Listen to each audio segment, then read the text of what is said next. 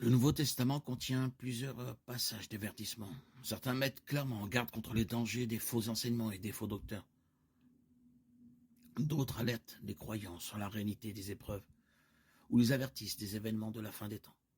Pourtant, plusieurs passages mettent en garde les chrétiens contre leur propre comportement et certains semblent indiquer une perte du salut pour les désobéissants.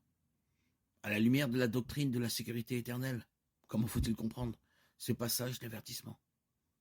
Certains passages d'avertissement du Nouveau Testament visent ceux qui font partie de l'Église visible, mais qui ne connaissent pas vraiment le Christ. Tels sont les avertissements contenus dans l'Épître aux Hébreux. L'auteur de l'Épître aux Hébreux adresse certaines de ces déclarations à de simples professeurs qui ne sont pas réellement sauvés. Hébreux 6, 4, 6 et Hébreux 10, 26. Le public cible de ces passages est celui des non-croyants qui sont associés à l'Église et qui ont été exposés à la vérité rédemptrice de Dieu. Peut-être même ont-ils fait une profession de foi, mais qui n'ont pas exercé une véritable foi salvatrice. S'ils continuent à rejeter Christ, ils seront perdus pour toujours. D'autres passages d'avertissement enseignent par implication la doctrine de la persévérance des saints, c'est-à-dire que ceux qui sont véritablement nés de nouveau ne renieront pas l'évangile ni n'abandonneront Christ. 1 Corinthiens 15, 1, 2.